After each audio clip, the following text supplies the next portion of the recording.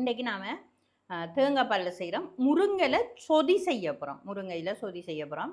அதுக்கு தேவையான பொருட்கள் வந்து பச்சை ஒச்சிக்காய், வெங்காயம். இன்றைக்கு எனக்கு சின்ன வெங்காயம் கிடைக்காததால் நான் பெரிய வெங்காயம் வெட்டியிருக்கிறேன். இது 2ஆம் பாலும் 3ஆம் பாலும் சேர்த்தது. இது வந்து தலைப்பால். இது முருங்கையில் மஞ்சத்தூள், அதோட உப்பு, இவ்வளவும் சேர்த்து செய்ய போகிறோம். இனி நாம் செய்கிற முறையை பார்ப்போம். இப்போ நாம் அடுப்பில் இந்த சட்டியை வச்சு இதுக்கு தேவையான பச்சை ஒச்சிக்காயை போட்டு அதில் கொஞ்சமாக தண்ணி விட்டு உப்பு கல்லும் போட்டு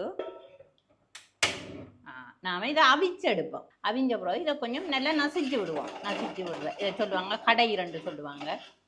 கடைஞ்சி விடுவோம். அதை ஏன் நசிக்கிறோம் என்று சொன்னால், இதை அவிச்சு முதல் செய்கிறேன்னா இந்த தேங்காய் பால் நிறைய நேரம் கொதிக்கக்கூடாது. முருங்கலை கொதிச்சா டேஸ்ட் இல்லாமல் இருக்கும். அதுக்காக கொச்சிக்காயை முதல்ல அவிச்சு கடைகிறோம் நாங்கள். இப்போ நாம் இந்த 2ஆம் பாலையும் 3ஆம் பாலையும் சேர்த்து வச்சதை நாம் இப்போ இதுக்குள்ளே ஊற்ற போகிறோம்.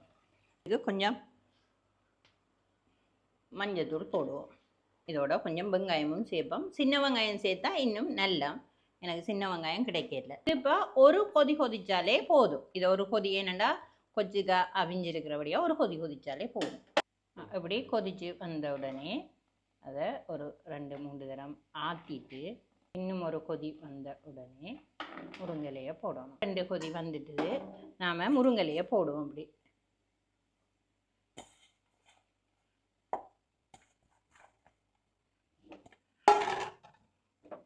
முருங்கலையை போட்டுட்டு இதுக்குள்ள தலைப்பால் விடுவோம். முருங்கலையை போட்ட உடனே தலைப்பால் முருங்கலையை போட்ட உடனே தலைப்பால் விடணும்.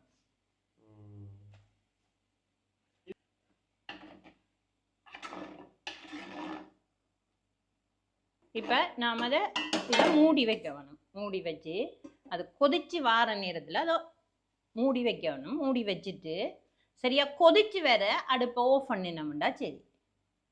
இப்போ இப்படி கொதிச்சு வர நேரம் நாம் நல்லா கொதிச்சு வந்த உடனே ஒருக்கா கிண்டிட்டு இப்போ நாம் இந்த முருங்கலையை போட்டு ஒரு கொதி வந்த உடனே அடுப்பை ஆஃப் பண்ணி விட்டோம்டா சரி. ஏனண்டா முருங்கலை சொல்லி இந்த மண் சட்டி வந்து எந்த நேரமும் ஒரு சூடான நிலையில் இருக்கிறபடியா உடனே ஆஃப் பண்ணினோம்டா அது கொதிச்சு கொண்டே இருக்கும். அது பாருங்க, அடுப்பை ஆஃப் பண்ணின பிறகும் இந்த இது கொதிச்சு கொண்டிருக்கு. இது மண் சட்டியில் தன்மை அதுதான். அதால் தான் அதை உடனே ஆஃப் பண்ணேன். இப்போ நான் அடுப்பை ஆஃப் பண்ணி இருக்கிறேன்னு பாருங்க.